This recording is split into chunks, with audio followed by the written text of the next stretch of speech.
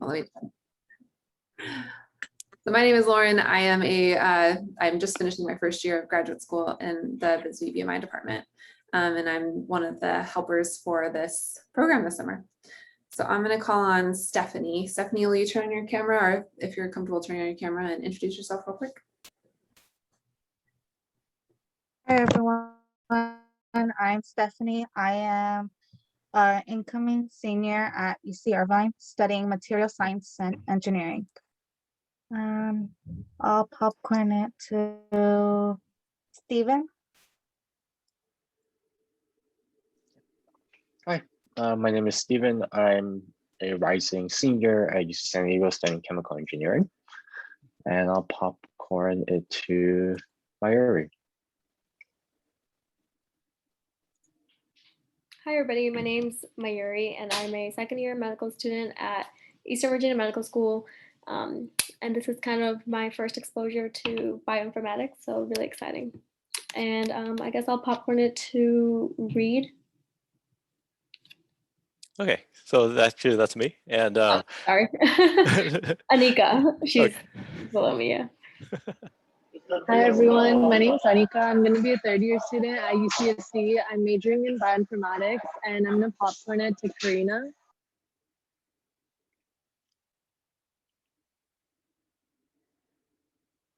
Oh, Karina, we're still muted. Sorry. Okay. I'm Karina. I am a incoming fourth year at UC San Diego, neurobiology major. This is also my first intro to computing, so I'm excited. I'll popcorn it to, let's see, who hasn't gone? Crystal. Hi, my name is Crystal. I'm an incoming fourth year at UC San Diego, and I'm studying human biology.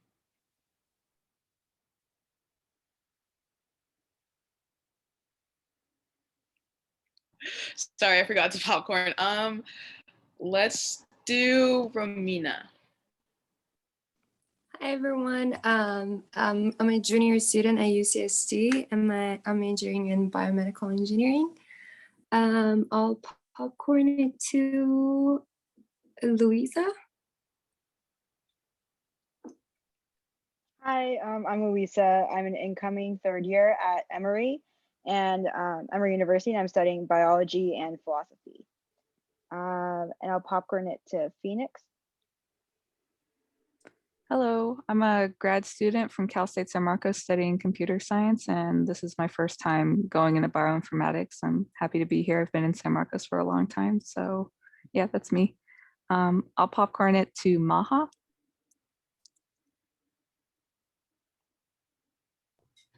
Hello, my name is Maha. I'm a rising fourth year in chemical engineering at UCSD.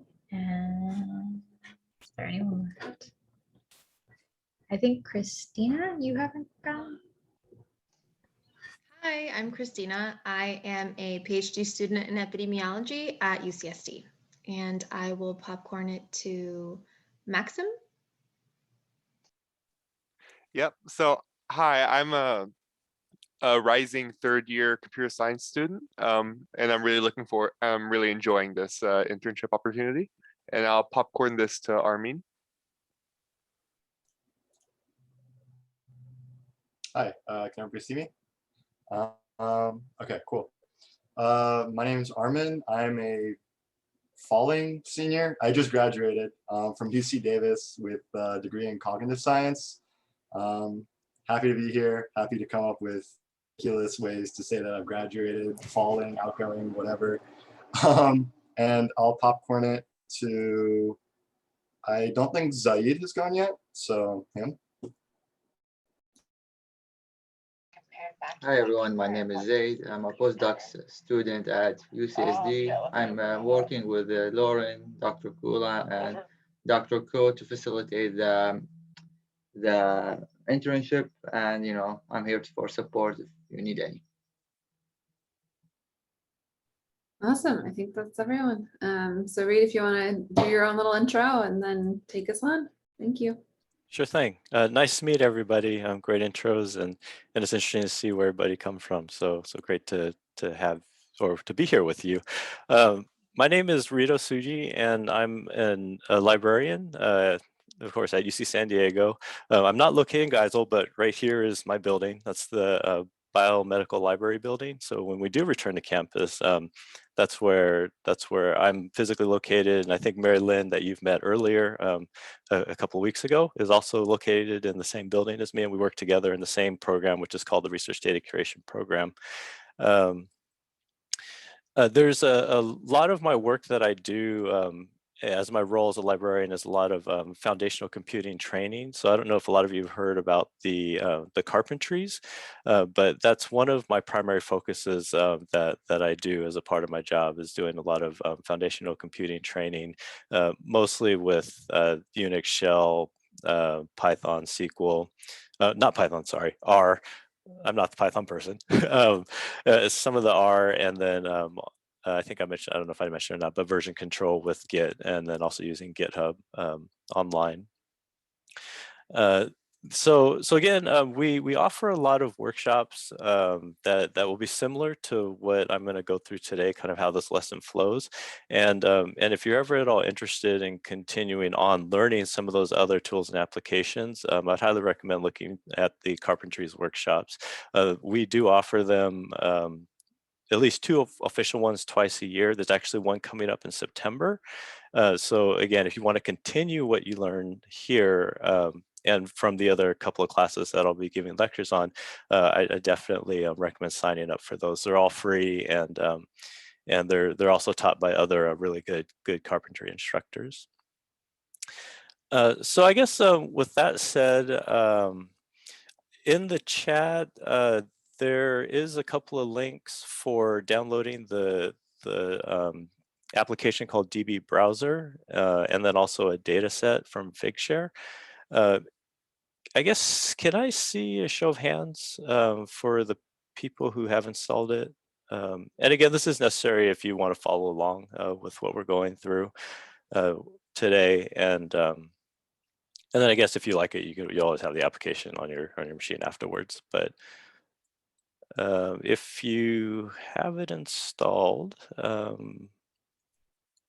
I guess, can you do your reactions and do like a thumbs up or a raised hand or whatever? Yeah, so okay, I can see the parts. All right, cool. It looks like everyone's got it going. Okay, and then also the data set as well. Were you able to download that from Figshare?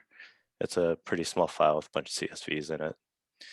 Okay, so now that you have that downloaded and installed, if you can go ahead and save your data set to a folder on your desktop. So create a new folder, and then just drop and extract that zip file in there. There's a few files in there that we'll be using. Specifically, it's the plots.csv, surveys.csv, and the I think what's the third one called, species.csv. And then once you have that done, then we should be ready to go.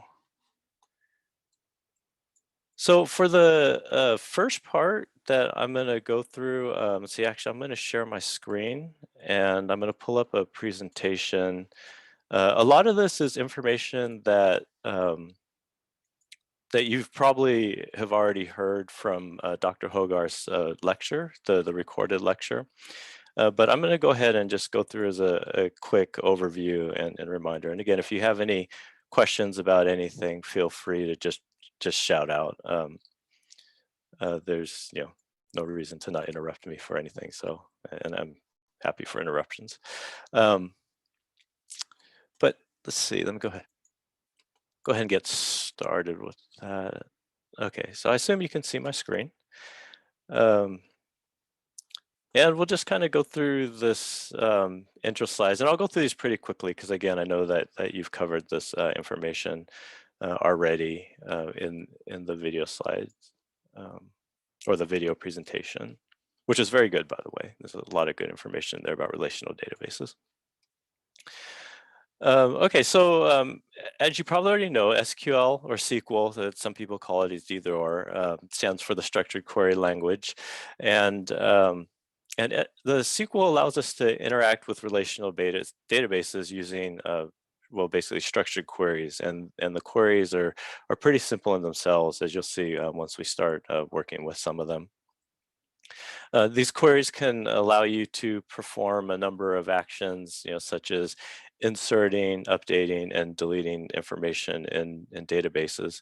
But for the most part, a lot of the queries that you'll work with or that you'll create are really just used to filter out and search the data within the data tables. So again, going through some terminology of relational database, basically stores data in tables in relations made up of records with fields. The relationships are usually represented as tables. So whenever we're working with a relational database, you always hear, okay, I have a CSV, but that CSV, when you put it into relational database, will really be referred to as a table. So you have multiple tables in the DBMS. Each record is usually shown as a row, and the fields are columns. So again, if you've worked with other data sets, or if you've worked with other languages, like Python or R, it would be similar to, say, like an R data frame. And in most cases, each record will have a unique identifier called a key. There's actually two of them. There's a primary key and a foreign key. And those keys are what links all of the tables together within the database system. Okay, so here's an example of some tables, and then also how the keys work. So as you can see here, there's some IDs that are linked. So like ratings is linked to the user's ID, and then the user's ID, of course, is linked again to the user ID on the tags. And then you have the movies table, which again, there is linked by another ID. So as you can see, there's the system of linking between the tables. And that's essentially how a database system works when you start querying some of these tables.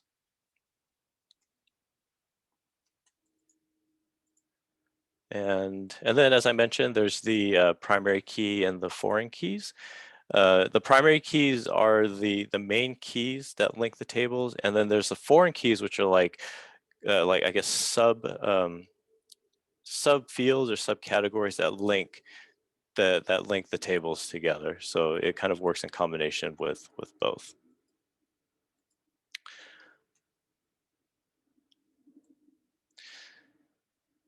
So when you're looking at relational database structures, there's no redundant information. When things are linked in tables, everything is unique for the most part. And the data that you have is split into separate tables, with one table per class information. Because again, if you had another table that had duplicate information, then your whole system and your whole kind of database structure would fall apart. Because then when you start querying, you'll get some confusion between what tables would be queried. And then again, as I mentioned, that's where the foreign keys, the primary keys and foreign keys work to connect the data tables.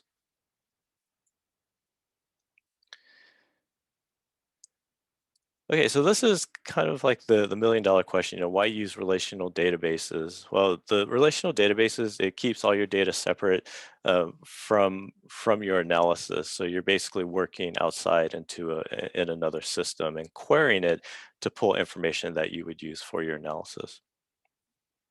And by using this table system, there's really no risk of accidentally changing data when you analyze it. And I think in the video it was covered about, at least I think it was covered, the database design, that relational databases aren't just a bunch of CSVs that are thrown together. There's actually a database like administrator or a person who designs these databases and specifically manages how a lot of these tables interact with each other and the data that goes into them, as well as how they're all connected. Oops, sorry about that. So when you get new data, or say another table is added to the database, to get more information to, say, run your analysis, it's as simple as running another query, or you can rerun the same query that you used previously. And relational databases are extremely fast for large amounts of data. So, if you're working with big data or, in the world of like, I don't know, economics, you have corporate accounts and things like that, which a lot of them do use the back end of relational database management systems. You can go through and search and filter out, huge amounts of data in a pretty quick amount of time. And as I mentioned earlier, again, going through this kind of table control for management, all the data that goes into the system, there's a level of quality control. Again, because of these primary and foreign keys, you can't have like the duplication of data and things like that.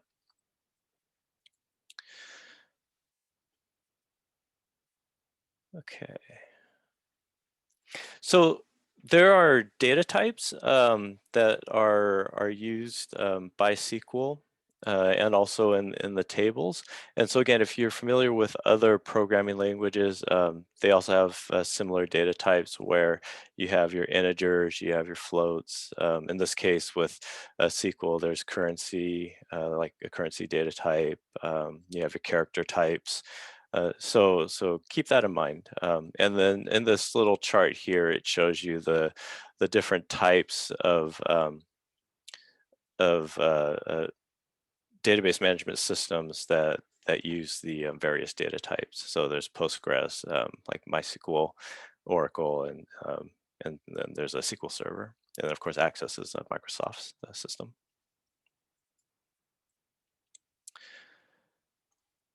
Let's see. Okay, and as I briefly mentioned, when we're working with these database management systems, queries or SQL queries are the primary way that you can look up data to make your calculations or to filter out other information or data that you're looking for. The queries are fairly basic, and what's nice is that they're verbose, so you can basically understand a query just by looking at it. It's not really cryptic in how it's written. It's pretty straightforward. So here in this example, you see a very basic select statement, and then you would select what information you want from your table. So a column 1 or column 2, and then you have your from, which would be what's the data set or what's the other data table that you're querying. So. And then as you build more complex queries, it just kind of builds on top of this basic select from statement.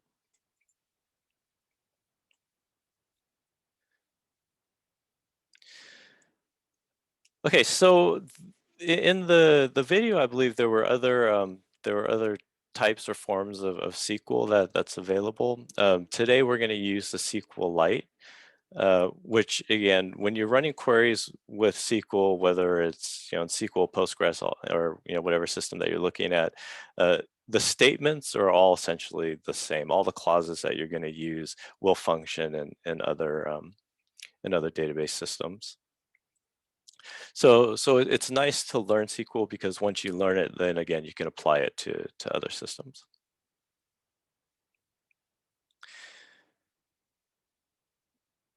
And let's see, yeah, and I think then there's some examples: PGM into Oracle, the Microsoft SQL Server. So those are some other examples. And then there's also other applications that use SQL, like the Esri ArcGIS stuff, and then the QGIS. So there's other platforms as well as applications that also can recognize and run SQL queries.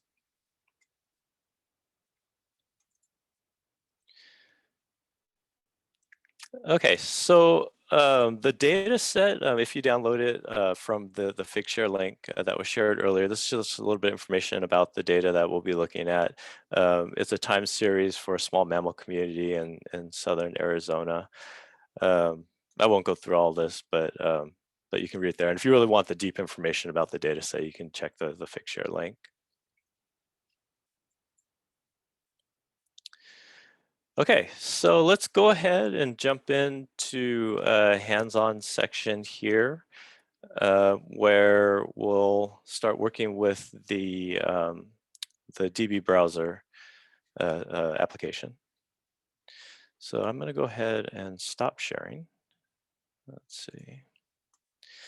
Okay, and then I'm going to bring up the, oops, where did my links go? The DB browser. So on your computer, again, if you're following along, go ahead and start up your DB browser application. And see, for me, I actually have to search for it. I'm not sure where it went. DB browser. Okay.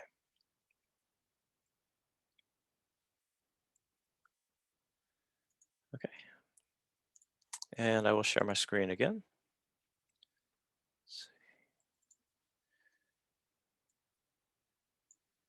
Okay, so you should see on the shared screen the kind of initial DB browser interface. If you can see that, can you go ahead and give me a thumbs up or a green or red? All right, cool. Everyone has that. Okay. So this is again another. It's a database application that you can use to read in SQLite databases. And as you all see from the download or that you saw, it's freely available. It's open sourced and you can definitely use it. I think for a lot of the other applications that you're using, and I'm hoping for me for future lessons, I can get onto a different system like Postgres or something like that. That would make it slightly a tad bit more relevant to how you actually might use a real world database system. But if you're working on a small project or if you want to build your own database, this is definitely an application that you can do on the fly pretty quickly. A really quick overview, the interface here, up in this top right, or I'm sorry, top left corner, you have this option for new database and to open a database. We'll be working with that in a little bit. And then you have some tabs here, the data structure, which will show you your tables. There's also browsing the data, which will show you the actual data within the tables. And then edit program, don't use that much, if at all. And then you have the execute SQL, and that's what we'll be working to actually run some SQL queries. So let's go ahead and load a database, or I guess load up some tables to start working with our database. So what you want to do first is you want to start with the new database. I guess it's an icon or tab. And hopefully you can see my screen. There's a pop-up that shows up. It's a save window. And I'm going to go ahead and create a save file. So I'll call this, like, I don't know, 2021 DBMI session, or actually let me change that, be more specific. I'll copy, I'll say demo. And then when I save the file, you'll see here that there's this edit table definition. You can skip that, just cancel. There's nothing to change there. And then now that the new database has been saved that we're going to be working in, you can see up here on the very top in the title bar, it has your database file. And that's the actual project file that you would use to open and reopen and save if you were to work in this application.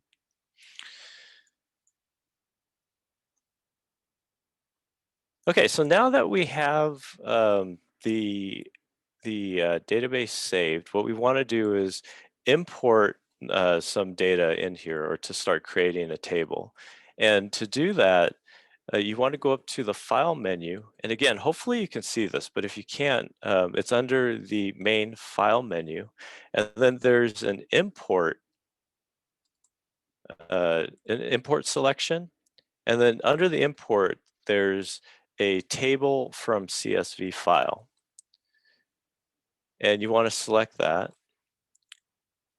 And then it should bring up another box that'll go to your file browser, and that's where you want to select a CSV file. And in this case, if you've unzipped the Figshare file, in the 1314459 file, there's a few CSVs in there. And again, hopefully, I don't know, can you actually see my file browser? Is that coming up? Yep, that comes up. Okay, great. Thank you. And so what we want to do is we want to load the first CSV file, which will be the surveys.csv. And this one is actually fairly large. It has, I think, 33,000 entries in it. So you select the CSV and you click open. And then it's going to bring up some properties about the CSV file that it's reading. And here, most of the defaults is a good default. But if you're working with, say, any other type of delimited text file or CSV file, you want to make sure that you've selected your separators here. So in this case, we are using a comma separated file.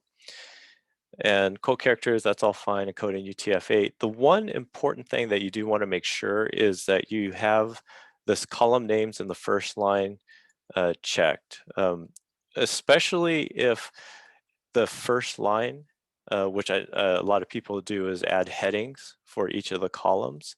You want to make sure that that's check marked, which will actually remove that line and then start all of your data on the first line, like where it should be. So once you've verified all that, you click OK. And then now here, there was no confirmation that the database table was imported. But if you move back to this database structure tab, here you can now see under this table selection, there's our surveys table. And when you click the little chevron, it'll show you here all of the column names or the column headings. And then, of course, their data types here. So now there is one issue with this surveys file.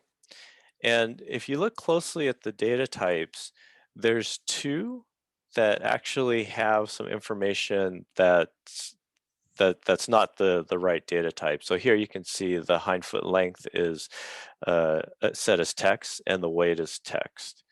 And usually when we do measurements or weights, we know that that's numbers. Another way to check is if you go to the browse data. This tab will show you the entire contents of that file. So again, here there's 35,549 entries. But what we're looking at is the hindfoot length, which is a numeric value, and the weight, which is a numeric value. And then again, looking at the properties here, it says that it's text. So what we want to do is we want to, again, double check, verify our data, and then go back and change that data type. And you can easily do that by highlighting surveys. And when you do, you get this modified table tab or icon that shows up here. And when you click on that, you get a prompt. It'll say, are you sure you want to save to the database? You click save. And then now you'll see there's a list of data types. And now we can modify all of these data types here. And what we want to do is we actually want to change the hindfoot length to a real number, and then the same for weight. So we want to make that a real number. And once you've changed that data type, click OK. And then now you can see that the data type under the properties has changed. So now we have it as a real or a whole number. Okay. And then also at any point, if you are following along and I'm going too fast, just feel free to shout out and tell me to slow down or back up. And I'm quite happy to do that.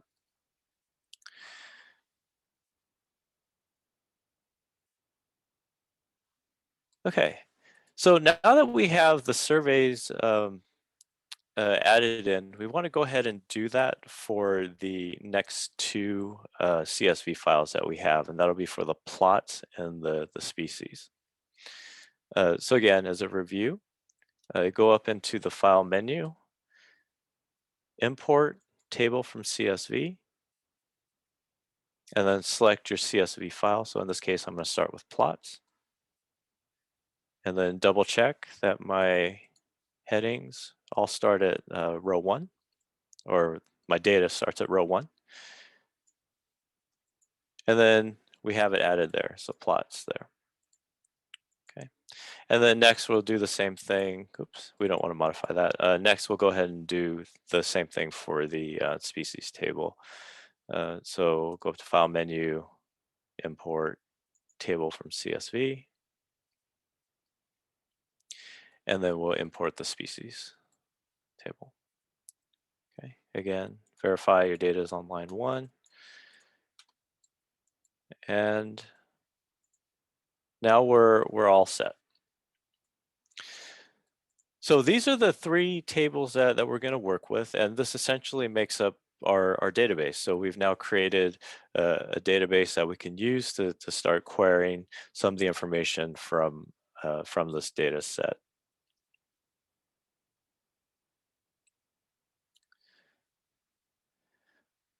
Okay, so writing our first query,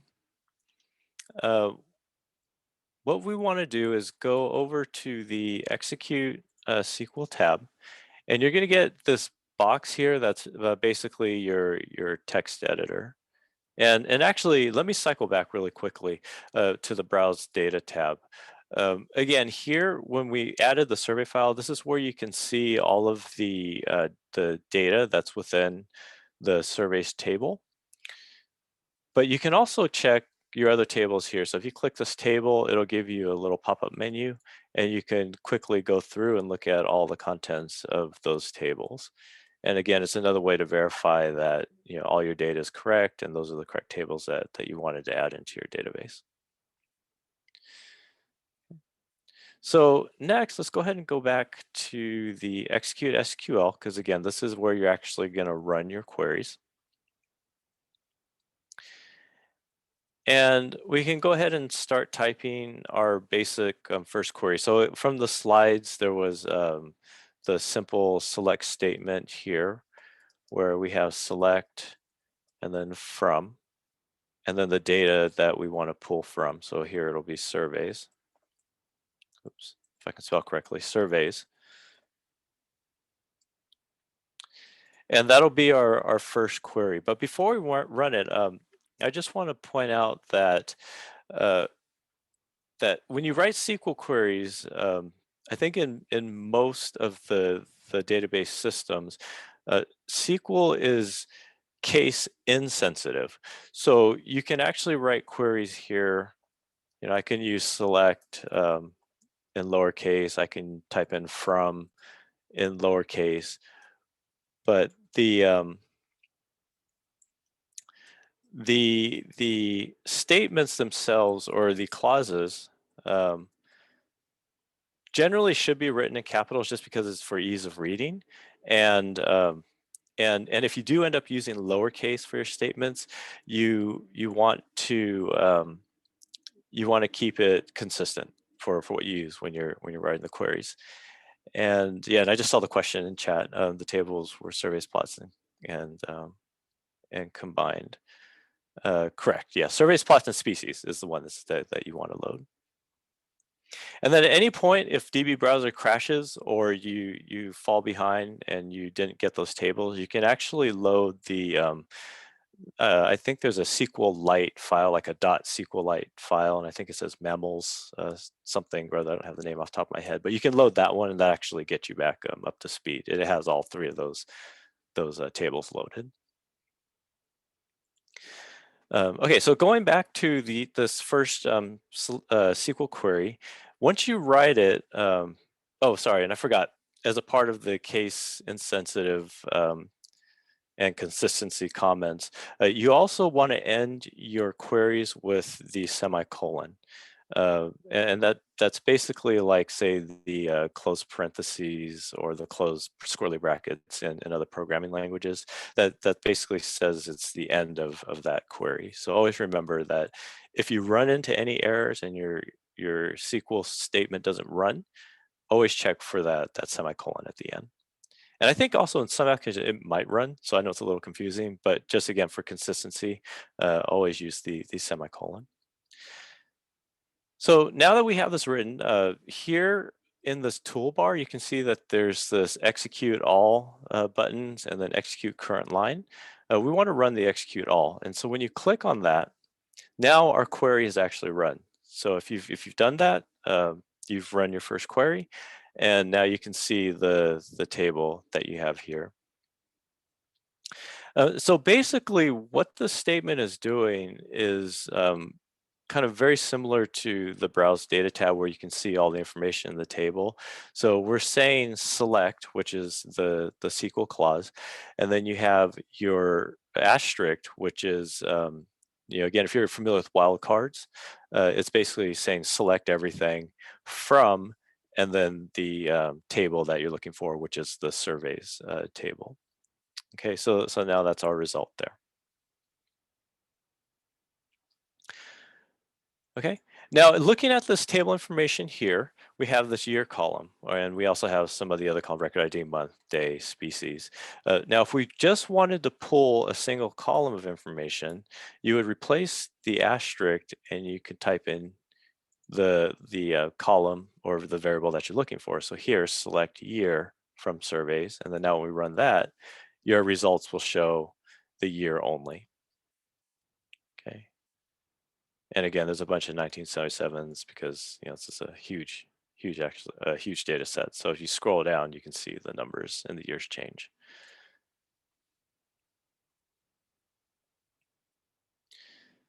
Okay.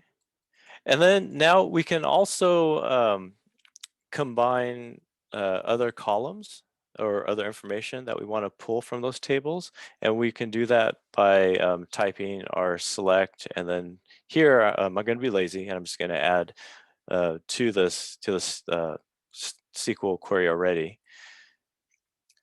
I'm going to add the year, and then I want to find the month and the day. Okay, and then again from, and then the surveys table. And then now when I run that, again, just like how we pulled the year information, now you can see that we have the year, month, and day information. Okay. So now sometimes you don't want to see all the results. You can limit results, and there's another clause called limit.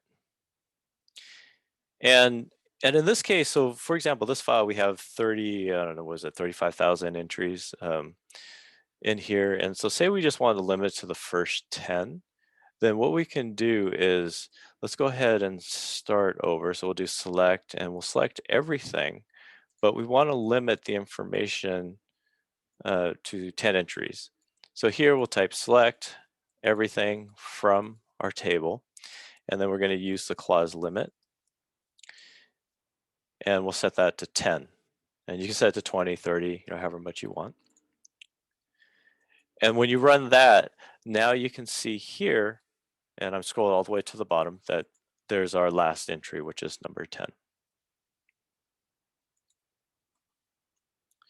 Okay, so limit can be useful in querying for a limited amount or a limited number of information in the table.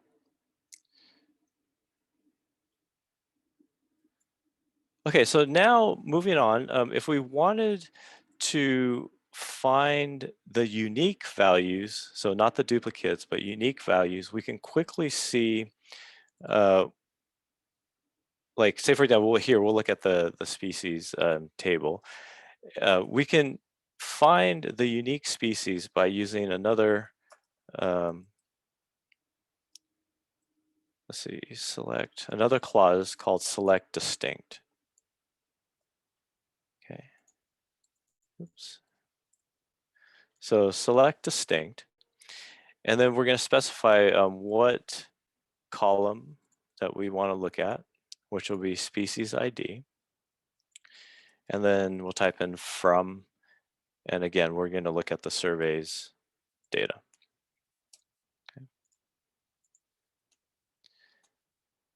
And then now here you can see that these are our unique entries. So in theory, there shouldn't be any duplicates, and it'll show us the specific types of species, and it looks like there's 49 of them. And then if we wanted to look at, say, the species by the year that the information was collected about these mammals, so we can type in the year column. And then now it'll pull the year and the species ID, but the unique values, because we're using the distinct clause.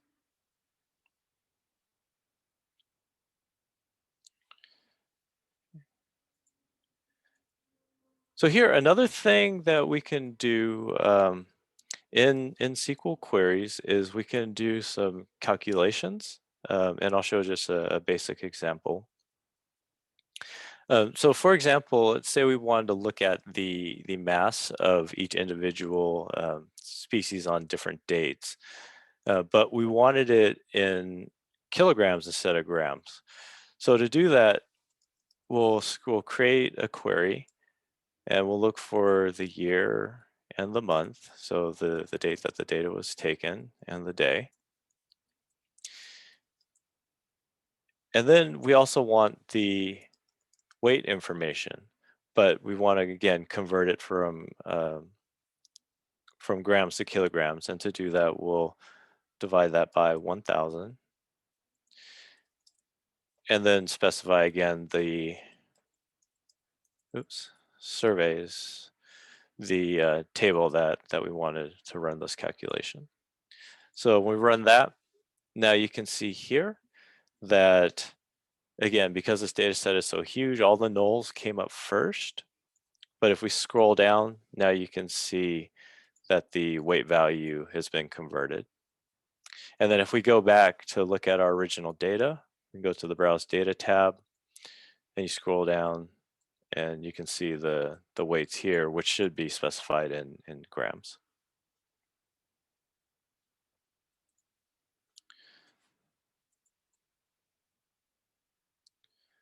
Okay, so just keep in mind that when you're running calculations like this, that the this weight divided by 1,000 is evaluated for each row and appended to the row in a new column. So here we're not actually using that original weight column. This has been a new column created called weight, divided by 1,000, which gives you your conversions. So working with the tables and the databases, running these queries, again, none of the original data has been altered. Do you mind if I ask a quick question? Sure, go ahead. I was looking at my own screen when you happened to look back at the browse data. That weight divided by 1,000, does that pull up on your browse data on that data set? Because I only have the original weight variable. Correct. It will not, because you're actually running the query. So when you're looking at the browse data, this is the original data. So the original table that you're looking at. Okay. Yeah, and then as soon as you run this query here, it's going to, in the output, it's going to show this new weight divided by 1,000 column, but it's only in this view. So it hasn't actually been added to the new table. The conversion hasn't been, it hasn't altered the original table data. And is it possible to create like a new variable in the original data set, or is it preferable not to do that in this program? So again, what you want to do, and I think it would be probably for research practices. Again, I don't work with research data, again, just because my line of work is librarian. But what you could do is you could actually save this output file, and then if you needed to, you can import it back in into your database if you wanted to do that. Okay, thank you. Sure, no problem. Let's see. Okay, so looking at just some other types of calculations that you can do, again here, let's I think we have some decimal numbers there, so let's go ahead and round those to make it a little bit easier to read, and then also just an example of using, say, like a rounding function. So this time we'll add in some plot ID information. Let's look at a species. We'll get the species ID and the sex and the weight. Oops, spell that right. Weight And then this is where you can actually, again, run some other mathematical calculations. We'll use the round function, and then we'll add the weight. Let's see, divided by 1,000. We'll do the conversion again. And we'll add the 2. And this 2 should refer to the number of decimals. And here, we'll go ahead and run that. And again, we'll get a bunch of nulls in the beginning part of the set. But now here you can see that since we added the weight from the original table, that will display. And then when we added this calculation, it's going to add it as a new column here. So then if you were to do comparisons, then you can look at it straight across and see your conversions right there in this new table.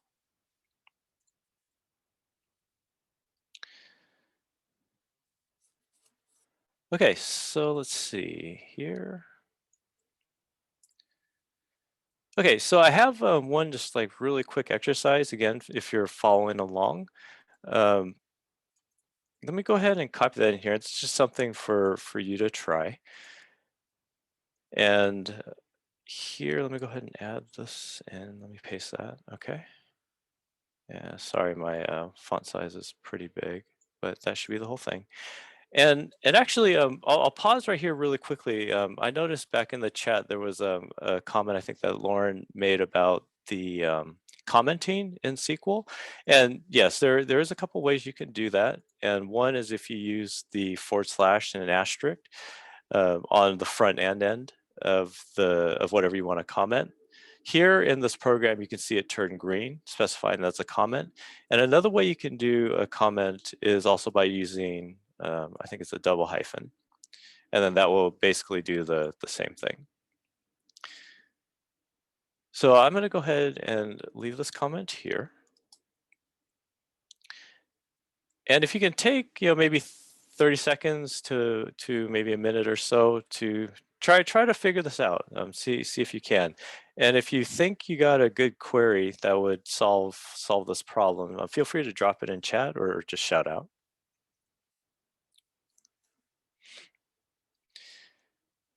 And for the basic format, again, we'll have, oops, forgot to close the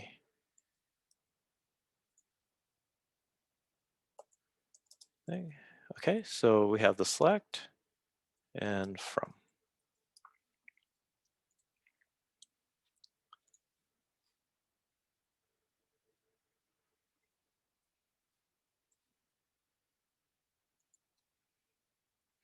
Okay, so again, if you think you got a good query, feel free to copy it in chat or shout out.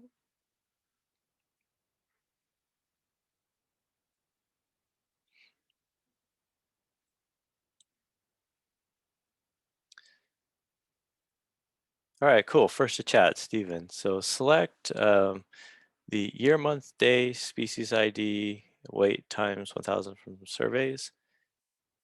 Yes, that's perfect. So thank you for putting that there. And again, to run it, we're going to pull in the information we want, the columns that we want to add or that we're looking for. So here we want the year, month, day, the species ID. And then we're going to add the additional column and calculation, which would be the weight times, was it 1,000? And then we're going to pull all this information from the database or the table, the surveys table. Surveys. And then now when we run that, scroll down past the nulls. And then here we have the conversion. So perfect. So hopefully that makes sense to everybody and you're able to get that. Okay, so let me go ahead and clear this out.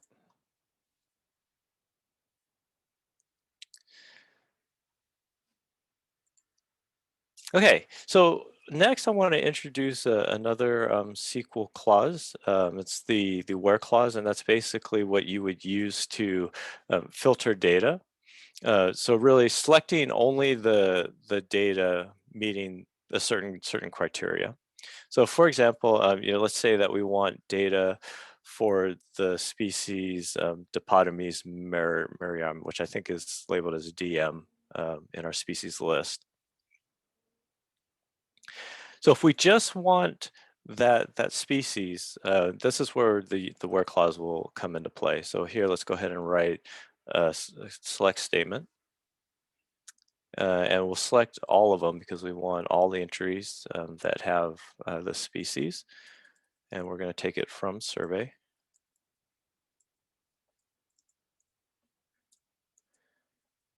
And then we'll add the where clause here. And then this will be the species ID. And then to filter, we want to specify what we're looking for. So here, this will be DM. And then now when we run that, you can see that under the species ID column, it's all of our DM.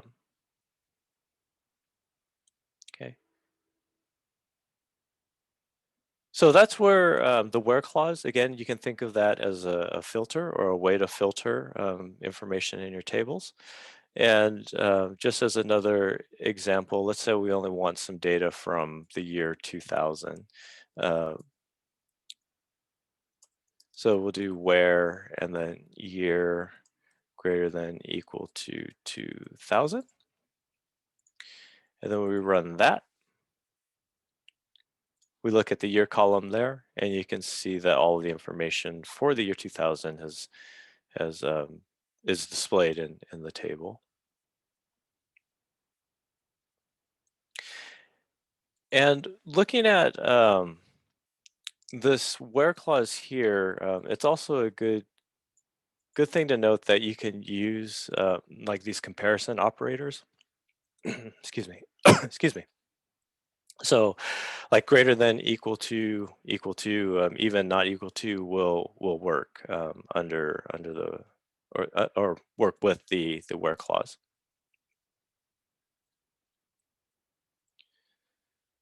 Okay. And another thing to note too, that on when you think about data types and you're using the where clause, like say for example, if this year column for whatever reason was set to text or as like a character string, then here you would actually have to put the quotations around it. I think you use single quote or double quotes. I don't think it matters.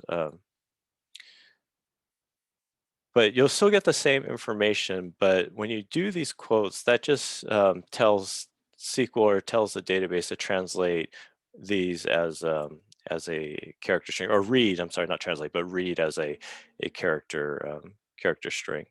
And then without the quotes, again, that'll refer to any of the numeric data types. So if you run a query and there's some weird things with your returned information and it doesn't look right, then this is where you probably want to check is your data types. The where clause can also use Boolean operators, so and ors. I guess specifically and ors. So as an example, let's go ahead and keep the same query, but we want to change the filter to where the year is greater than or equal to 2000 and species ID equals our species of DM. And so I'll go ahead and type that in there. Okay. And then now when we run that, we should get a year of all the 2000s and all the species that have the DM species. Okay. And one thing that I want to point out here with this statement or with this where statement is kind of like the case insensitive function in SQL. It's the same with parentheses. You don't necessarily need these parentheses here when you're writing out like these filtered where statements. So when I run that, you're going to get the same results. So really, why the parentheses are here, why they're added in, is for clarity.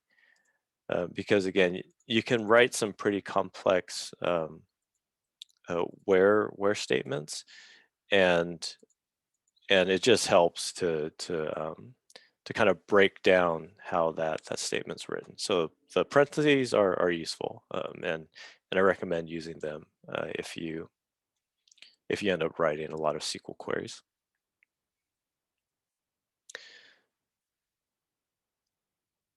Okay, so another example of using Booleans. Here, let's say we wanted to find out information about two additional species, like these. I think I can't really pronounce this. It's in my notes, but the Dyspodemy species, and let's see, and there's one other one, DO. Okay, well, sorry, I can't pronounce, so I won't try. But we're going to look for the species type here. Again, if we go to browse and take a look at our species, we're going to look at DM. So this one here, DO, and DS. So I guess they're all this Dipodomys species, or well, genus is Dipodomys. Okay, so we're going to search for those three. And again, we're going to keep the select everything from our surveys table. And here, we can continue to use a Boolean operator, and this time we'll use ORs, but to do that, we're going to separate it, in parentheses for readability. And we'll have species ID. Oops, sorry, I can't spell. That's the nice thing about these autocompletes, is it's pops up, so it helps with spelling. Species ID. We're going to look for the DM. And then we can add in the Boolean OR, and then we'll do another species. Okay, so species ID. Oops. Here. N equals, and this one we're going to look for DO. And then we'll do another OR. And we're going to do species ID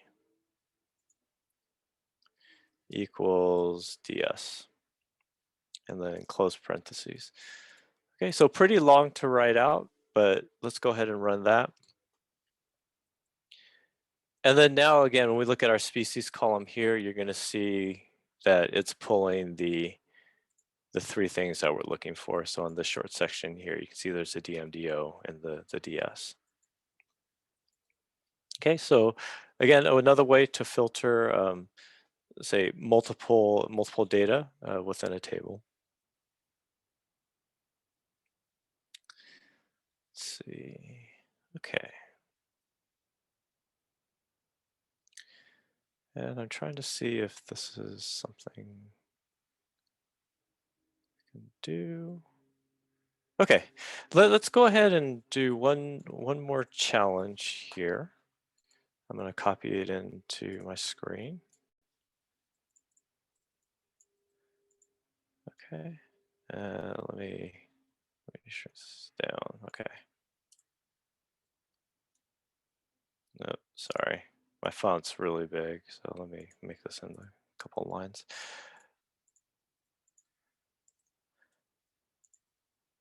Okay, so go ahead and take a look at this challenge here, which is produce a table listing the data for all individuals in plot 1. that weighed more than 75 grams, telling us the date, species, ID, code, and weight in kilograms. And this should, again, include a lot of stuff that we just covered. So we can take about a minute to complete this. And the basic query will be select from, and we'll use a where. Okay. So again, if you have an idea of what it might be, what a good query is, copy it into chat or feel free to shout out.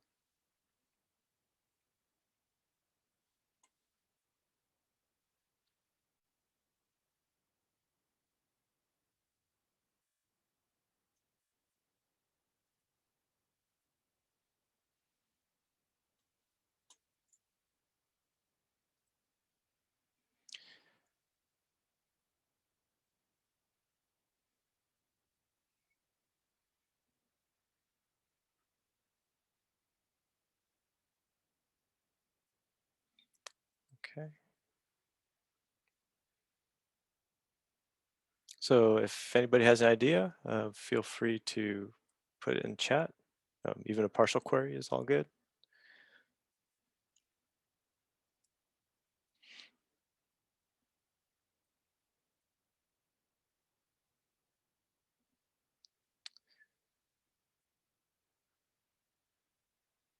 Okay, cool. Thanks, Lisa, for posting in there. So you have select species ID from 1000, where weight is greater than equal to 75. Okay, yeah, I think that should work. Let me actually copy this. I'll paste it in and run it. If I can copy from chat. I don't think I can. Okay, for some reason, not letting me copy, but that's all good. Okay, so we have species ID. And then we have the date that we're looking for, which is going to be month, day, year. And then you're going to include the weight divided by 1000. Okay, so that's good. That does our conversion. And we're going to take it from, let's get rid of that semicolon, from surveys where weight is greater than or equal to 75. All right, let's go ahead and run that. Oops. Run is not delete. Sorry about that. There you go. Okay.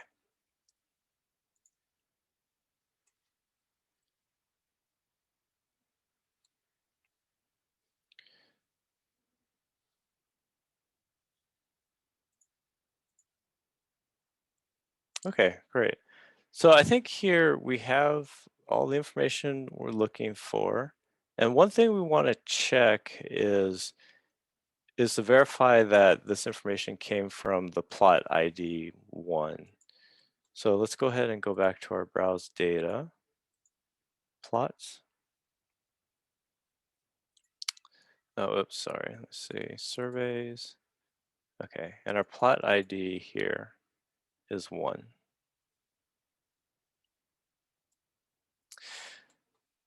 So one thing here is you're definitely on the right track, and what the last where, the filter, is going to pull all the weight that's greater than or equal to 75, but not specifically from the plot 1.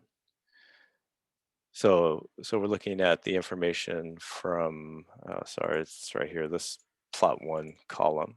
I don't know why it keeps doing that. Sorry. Stop. Okay, anyways, so we want to find this information here from the plot ID 1. And we can't see what plots they're using, so let's go ahead and add in plot ID. Okay. And so now when we run this one, you can see that it has all the plots, specifically here because of the filter that we have. But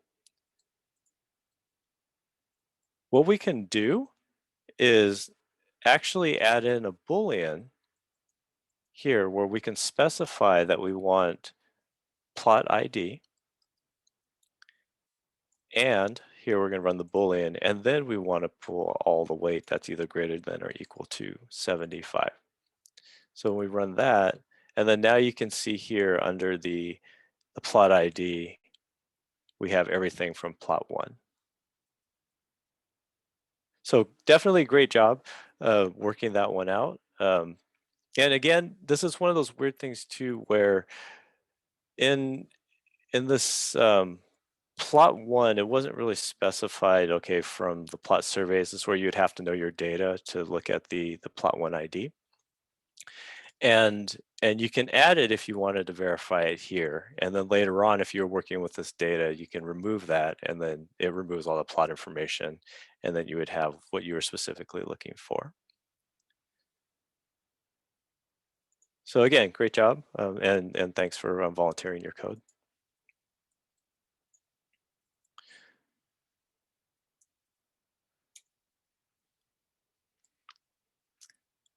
Okay, so also with the where statement, we can build things a little bit more complex, but then write them in a little bit more condensed fashion.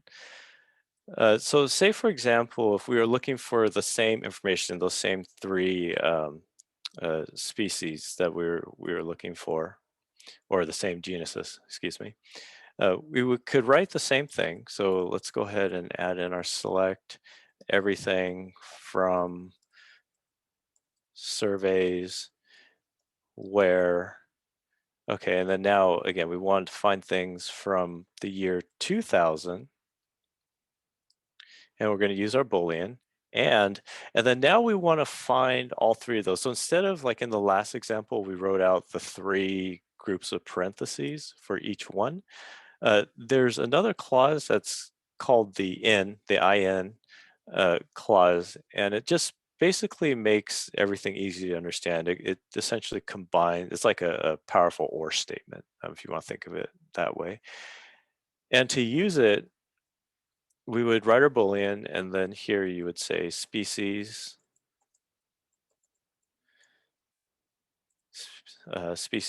ID. And then we're going to add this in clause. And then we can specify, okay, which of the genuses that we're looking for. So here we wanted the DM, I think, what was it, the DO and the DS. Okay. And so here we can run this information here. And then as you can see, as we scroll down to another section, we can see our DO DMs. There should be a DS somewhere. Okay. DM, DO, I just want to make sure there is a DS. All right, sorry, I'm going to scroll a lot faster here.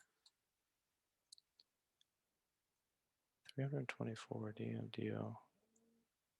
Huh. Let's see, did I do that right? Okay. Let me separate those out, and I'm going to run this again.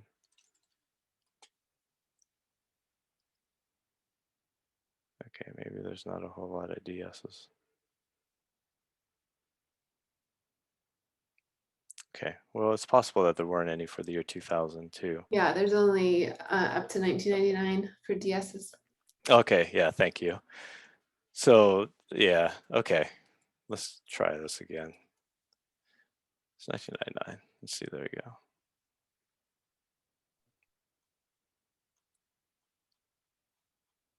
Okay, well, again, this will be, I don't want to spend too much time on this, but this will be one of the things that we can, you would want to go back, verify your data, and just double check that your query pulled all the correct information that you're looking for. So in the case when I did the year 2000, it didn't show any because the records goes up to 1999. But the example for this query here is to show that you can use this this in clause to combine, again, like or statements. But one thing to note is that you do have to put it within parentheses when you use that end statement.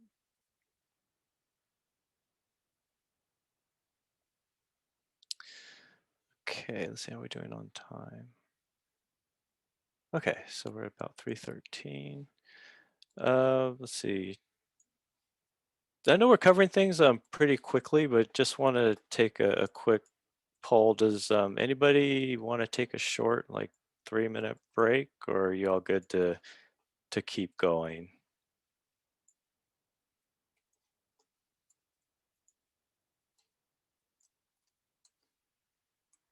Okay, I will take silence as keep going. I mean, I guess we are recording, so if you need to go back and review. Okay, cool. Thank you, Lisa. Okay. All right, cool. We'll keep going. We got 2 people vote, so excellent. Let's see, sorry, let me move my windows around a little bit. Okay, so looking at so that was looking at the where clause and how you can filter. There's also ways that you can write queries to sort your data from the tables. So to do that, let's go ahead and write another query, but this time we'll query the species table. So we'll do a select all from species, and we'll run that. Okay, so now we're looking at our species table here. So if we go back to the browse data, you can jump up there. And so this is a table we're looking at. And by running this query, we should see the same information. Okay, so now let's say we wanted to order this information by the taxa column. And one way to do that is by using another clause called order by. So here we'll use the basic select everything from, I don't know why I deleted that, species. And then we'll add the order by, and then we'll specify the column that we want to sort. And in this case, to do sort, there's also another clause called ASC, or another function that that basically means in ascending order. So order by taxa in ascending order. And then conversely, there's also the, I think it's DESC, which, as you can assume, is descending order. So let's go ahead and run this one. And sorry, I have bad habits of highlighting because of our stuff, but let's run that. And then now you can see in your taxa column that everything has been sorted alphabetically in ascending order. Okay. And then similarly, we can use the descending. So let's change ASC to DESC, descending. Run that. And then now you can see rodent is now on the top and bird is on the bottom of our sort.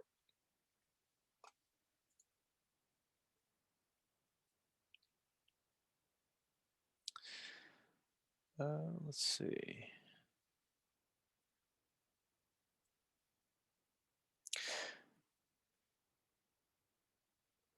Okay, so another thing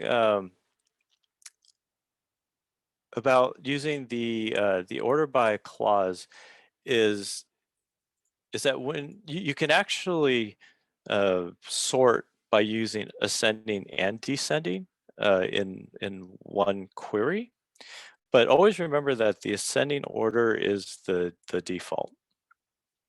And then you can also sort by several fields at once. So if we wanted to truly be alphabetical, we might want to order by the genus and then the species. So what we can do is we'll keep the same part of the query. So we'll select all from the species and we'll order by. And then here we'll type in the genus. Let's see, did I spell it right? Genus. And we'll have that sort in ascending order.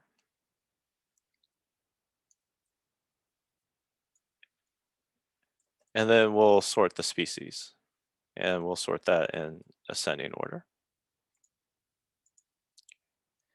And there's an error. What am I missing?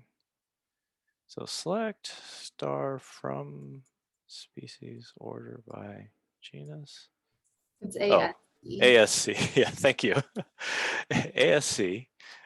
Okay. ASC. Okay.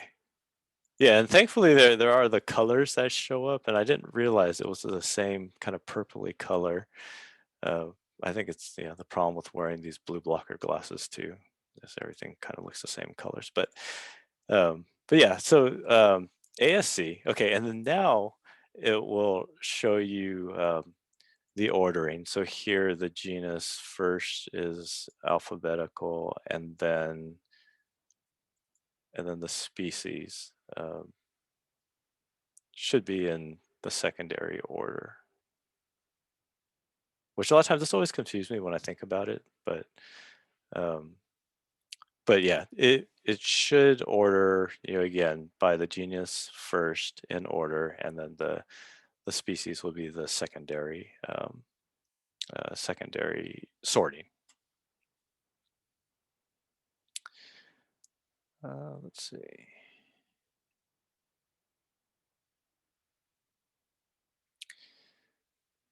Okay. Okay, so another note about ordering is that you don't actually have to display a column to sort it. So for example, let's say we want to order the birds by their species ID, but we only want to see the genus and the species. So to do that, we're going to start with our select, and we're going to select the columns that we want to sort. So in this case, well, actually that we want to display, which will be species, genus, and species. From the species table, and then we're going to throw in a filter this time. So where taxa equals bird, because we want to show the birds only. And then we're going to order by the species ID in ascending order. And then now when we run that, oops, did that run? Sorry, let me run that again. Let's see, run that, we get nothing. What's going on? From species, okay, I think it's actually should be species ID. Let me see if that's correct. Nope, okay. So let's see what's going on here. Want to order the birds by species ID. You want to see the genus and the species. Okay, so this is species, from species, where taxa equals bird. Your bird needs to be capitalized, I think. Okay, you're right. Yeah, and I think that was probably correct, and my DB browser totally crashed. So sorry about that. I don't know if anybody else's browsers crashed. This has actually been happening to me lately. So I'm going to go back. Let me share my screen again. Oops, sorry. Was that the, oh, let me see, DB browser, share. Yeah, this happened to me earlier when I was going through some of these examples, and it totally crashed. So again, if that happened, I did not save my project, but hopefully I have another one that I did save. Let's see. I think that's it. Okay, open. Yes, we'll abort it. Okay, so this one only went back to my surveys. Okay, so really quickly, again, I apologize for having this thing fail on me. I'm going to go ahead and import my, actually, maybe I can do it this way. The import, oh, that's a SQL file, okay. File, import, table, and see what I'm missing, species, open. It's all good. And this will be a good review for everybody if you don't remember how to import your tables. So I go import tables, and I'm missing the plots. Okay. Okay, so now we should be back where we started. Okay, so let me go ahead and copy this again. And we'll try it with the capital B. And actually, let me save this because it probably will crash on me again. And if it does, well, we'll move on. Okay, it didn't crash. Surprised, I wonder what's going on. Okay, so here, now looking at the ordering, so we didn't display the species ID, but you can see here that it's still ordered everything. So there you can remember that if you don't want to display, the actual species ID column, you can still sort or you can order by without actually displaying.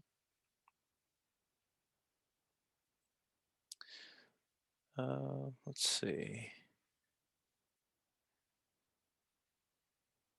Okay, so I think there's one.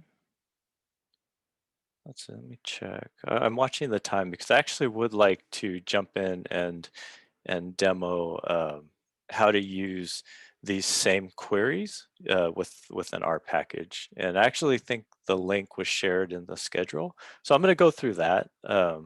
But again, just to show you how it works in RStudio, I'll go ahead and do that before the end.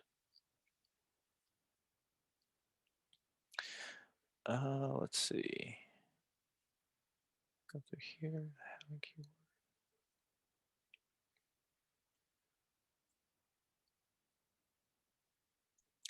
Okay, so another keyword that's useful and that I want to demonstrate is the having keyword, and so in the last examples we've used the where, or how the where has been filtered, and let's see. Oh, actually, you know what? Let's see. Sorry about that. Let me go back one more because I do want to talk about. Yeah, okay. So one thing that I do want to talk about is aggregation, because it's actually useful. And then maybe if we have time, we'll get into the having statement. But there's another function or another query clause that you can use is called group by. And it's a way to aggregate or to combine results by grouping records based on a value. And it's useful for calculating combined values in groups. And to run these counts, let's go ahead and take a look at an example here. So we'll start with a select statement, and then this time we'll do a count. So this count clause will actually, oh, and then you can see in really big letters, if you can't see that, it gives you a quick pop-up of what count does. So we're going to run the count from surveys. And now what it's doing is it's basically counting all of the rows that are in the survey file. And so as we looked at the data earlier, we know that there was 35,549 rows. So count is giving us a quick display of that. And then similarly, if we wanted to figure out the weight of everything in the weight column, we can use our mathematical function sum. And then you can add in the column that you want to total, which would be weight. And And then here, your output's going to show you that it's for the total rows, there's the total weight.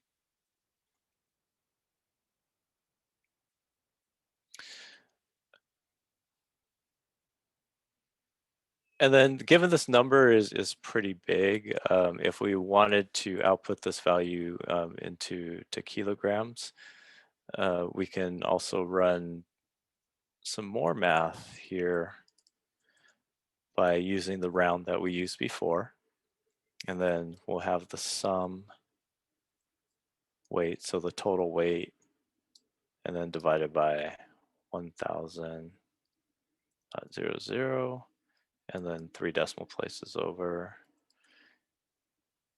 And then when we run that, and here you can see now the total weight that's been converted into kilograms.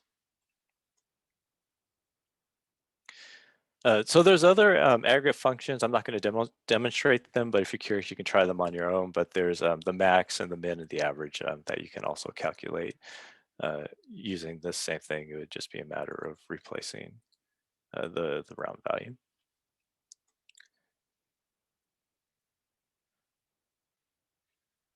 Okay. And let's see, okay, again, I'm looking at the time. Where is, whereby?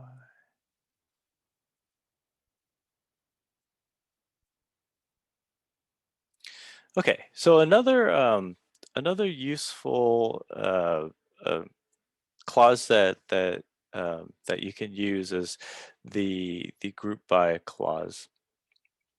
And what this does is group by basically tells SQL, what fields you want to use to aggregate the data. So for example, we can do a select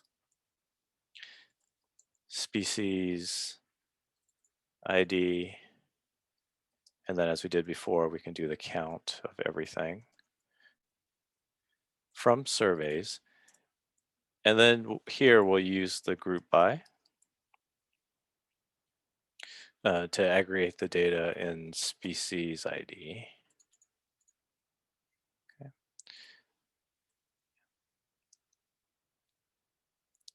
And so now when we run this, and you get a count for each one of the groups in the species ID. So again, if you want to do some sort of total counts, then this is a useful way to get unique values for each of the species.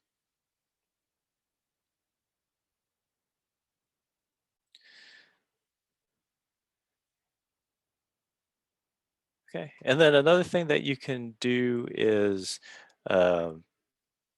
you can also order the results of this last aggregate query by adding the order, let's see, order by, and then you can order by count because of the values that we have to see which one is greater than or less than the other one. So species, oops, if I can spell species ID. Okay. And then here now you can see the ordering. And again, the default is from ascending order. So we start with 1, and then you can get the counts for all of the different species IDs.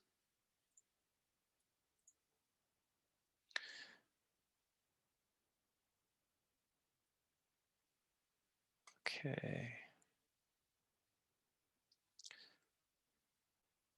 Okay, so I think one other thing that I like to show is that, oh, I guess really quickly before I move on, if you wanted to save queries, there's this icon here on this toolbar, and you can export to CSV, or you can save as a view for later on.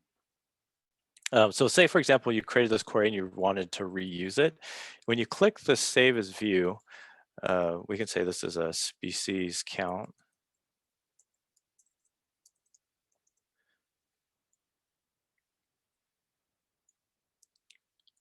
It says that your view is successfully created. Now in this application, if you go back to your database structure, you have this view section here, and it tells you what that query is there. And so this is one way you can save your query. So if you wanted to rerun it or use it later on, you can basically apply that query, again. So here from surveys, and I think if we did,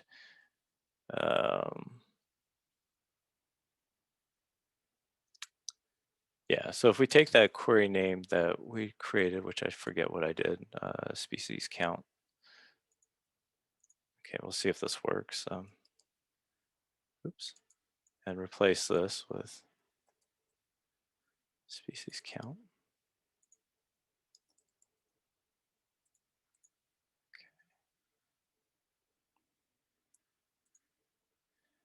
Yeah, we should get the, well, similar, well, this is basically how you can use that view. Oh yeah, thanks, Lauren, for answering the question in the chat.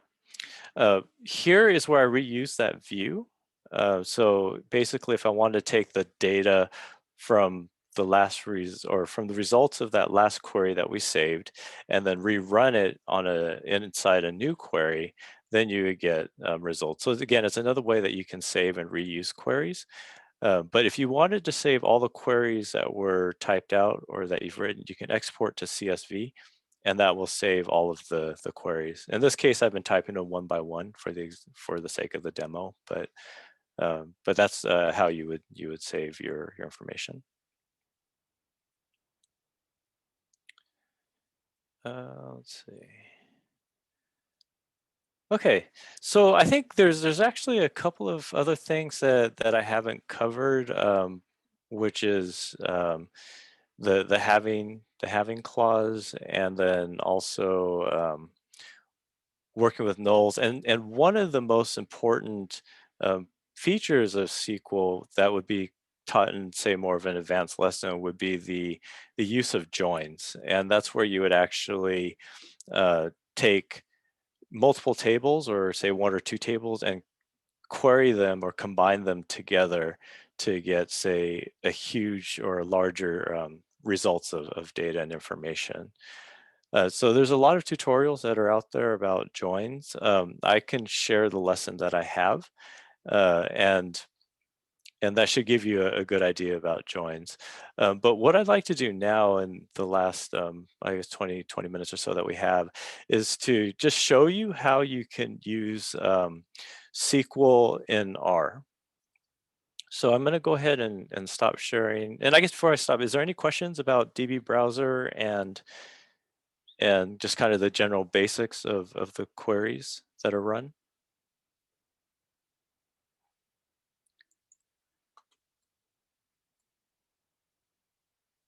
No? Okay. Well, if anything does come up, you can always feel free to ask later, or send me an email or contact me later on, or you can even ask in the next couple of sessions that we have together in the coming weeks. Okay, so I'm going to move over to RStudio now. Sorry, let me bring up my notes for this here. And I'll admit that I'm actually new to using SQL in R. It's something that I don't do just because there's the other types of databases that we can use. But let's see. Oh, sorry, let me share my screen. Let's see, where is it? Here. There's RStudio. Okay. Okay, so you should be able to see my RStudio now. And again, I mentioned that I'm not as familiar as using SQL in R because of I'm more used to using other database applications for this. But in R, you can definitely run, let's see, I'm gonna start a new notebook. You can definitely run SQL queries by using a package called SQLDF or SQLDF. And again, if you've seen the link that was posted on the schedule, that's basically what I'm going through. So I'm just going to go through some of the examples and then kind of explain. And then if you have any questions, you can definitely ask them. And I guess for next time, how many people are familiar with R, have used R Studio before?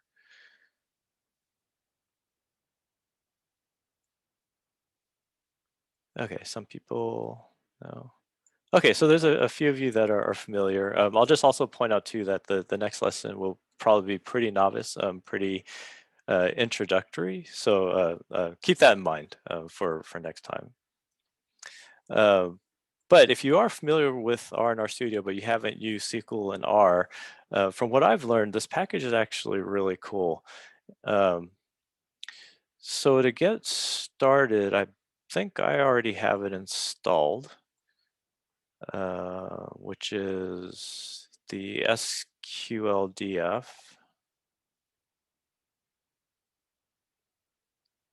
Okay, yeah, only what you've been taught so far. Okay, yeah, I'm not sure exactly what you've been taught, but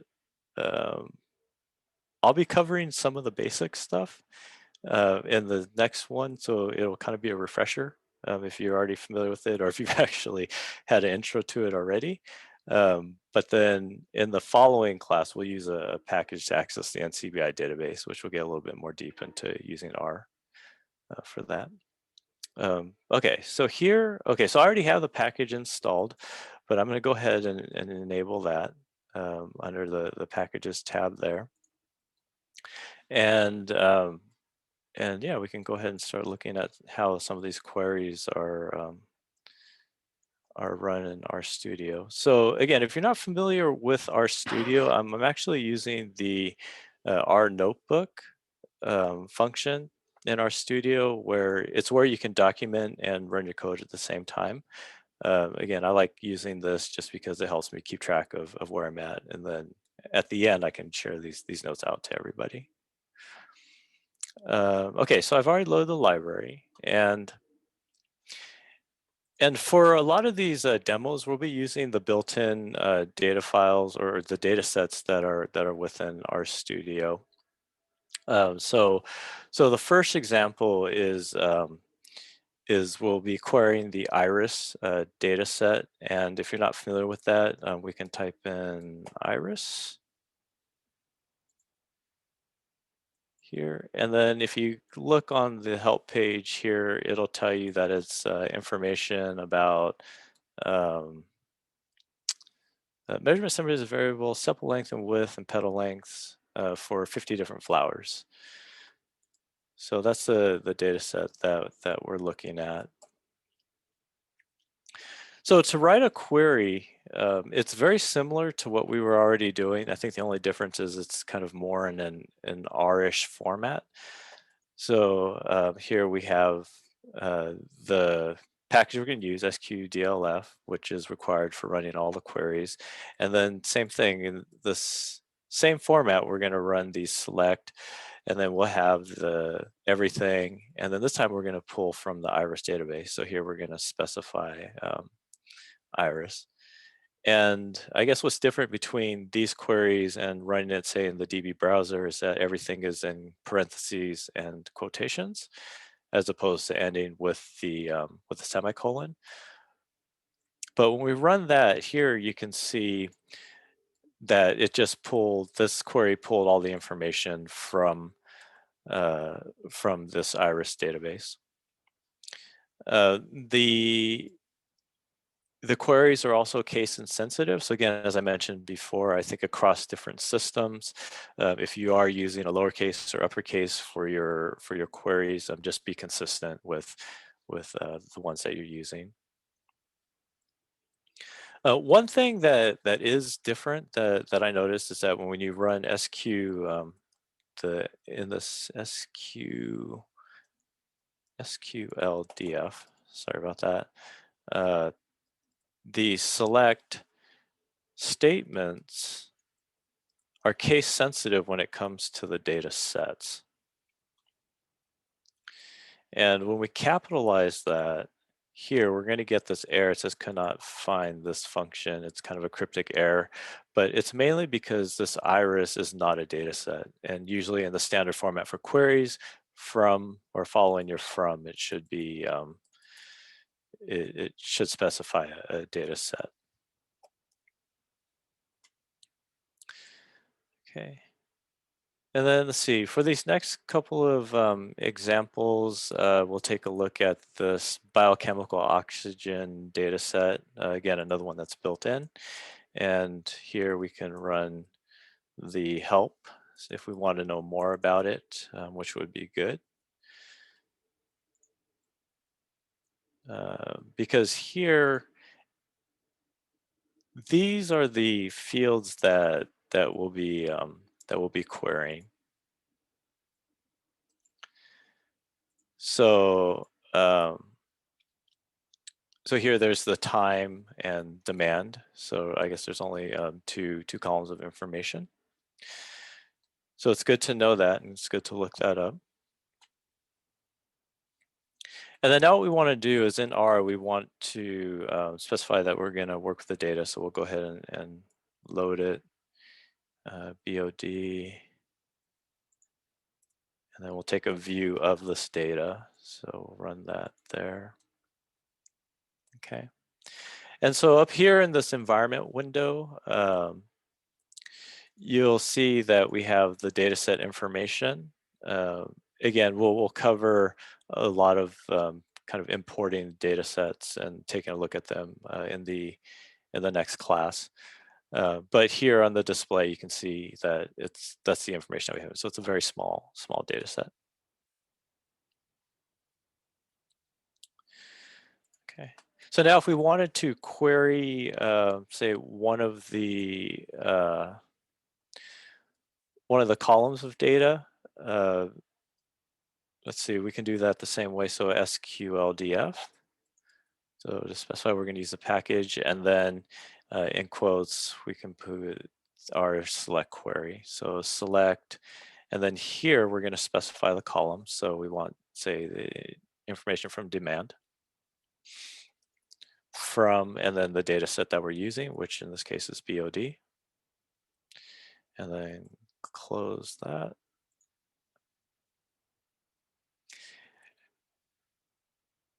And so again, similar to the output in the DB browser, when we search for just a single column of data, the same thing will display in R here. Okay. And then if we wanted to select both columns, sorry, I'm going to be lazy here, just for time. I'm going to copy this one, and I'll paste this in here. But this time, let's say we want both the time and demand columns to display, or the data. So we'll look at that, we'll click that, and then now you can see there's 2 columns of information.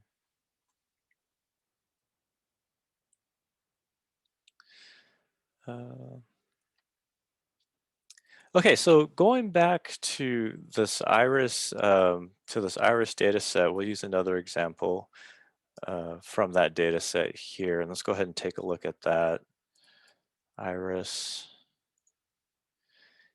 here. So I think, does it show it?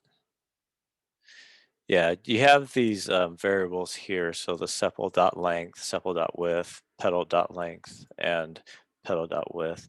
The reason why I'm showing that is because in this package, it does not like variables that have periods in it. So for example, if we run, let's go ahead and we'll actually save this to an object. So let's create iris1, and then I'm going to assign this query to that. So SQL DF, And then we'll create a select query. And this time I'm going to use the variables that are given in the help files here. So let's do like pedal dot, I don't know, width from the iris database. So iris here. Okay. So now when we run that, it's going to say that there's no such column pedal dot width. And again, this is going back to what I just mentioned, that that SQL in general does not like variables with periods in it. So when you're running these types of queries and say the variables in this case that does have a period, again, see, I'm going to be lazy here and I'm just go ahead and copy and paste this. You actually have to put these in quotes. So if you use like say Unix shell and you're browsing the directory and you had a period or a space, something like that, you would actually have to put it in quotes to specify that it's a unique, like a unique variable. And then now when we run this, then we should get a result. So here, let's type in iris1 again. I'll run that again. And then now you can see that it did read the variable and it's giving us the information, the data. Let's see. Okay, and then also, I think we actually used this in the example earlier. Yeah, we did, the asterisk.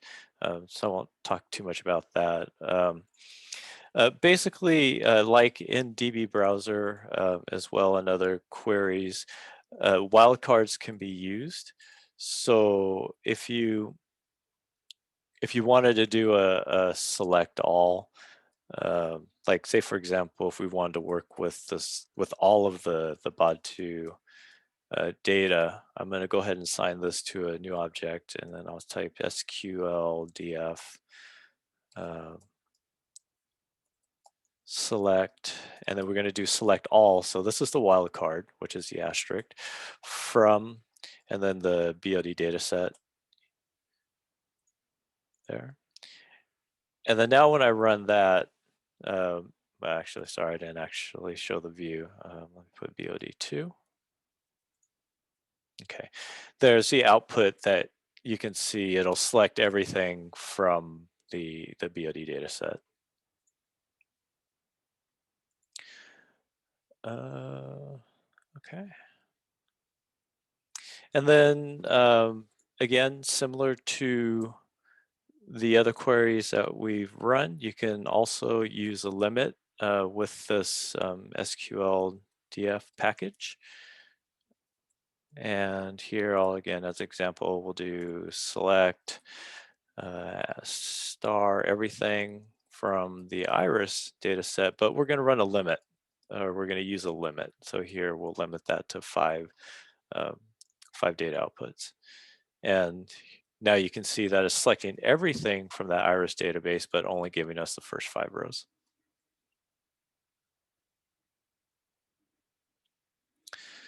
Let's see. Okay, I got a few minutes left.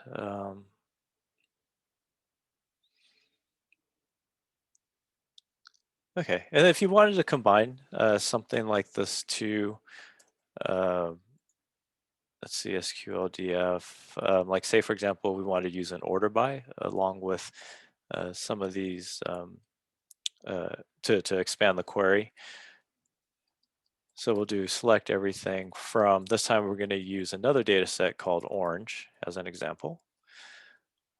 And then we'll add in the order by clause. And we're going to order by age. And again, if you want to look up the orange data set, I think it's it measures different orange trees, I think, or the growth of orange trees. So we'll take a look at the age and we'll order that in ascending order. And then we'll do the circumference. If I spelled that right, SIR, sir, no, I didn't.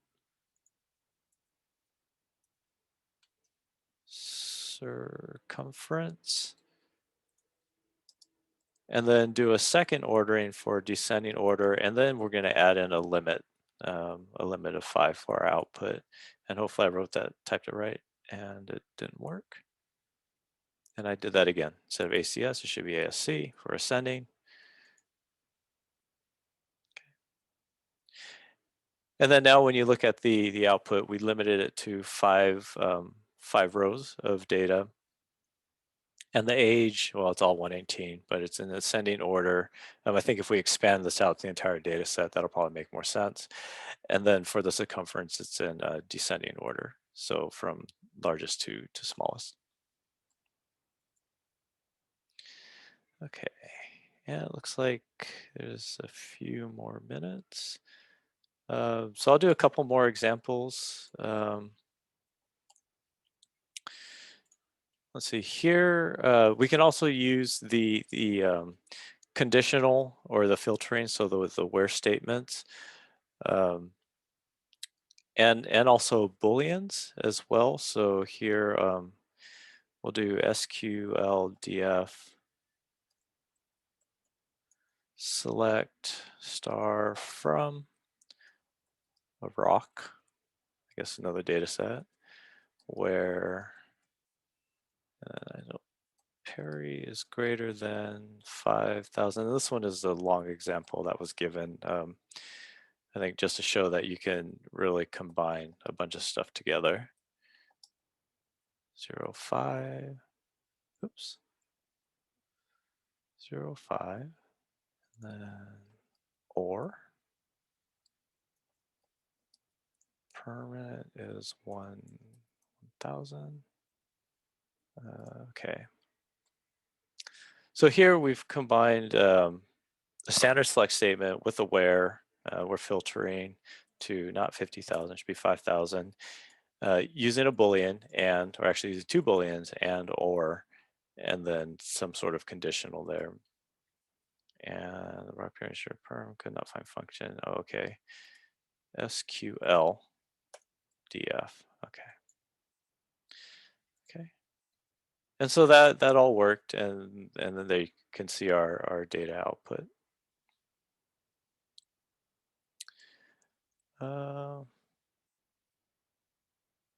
Okay, so actually I think I'm gonna stop there for this kind of quick demo of using SQL and R, because the other examples that are available are the same things that we covered in the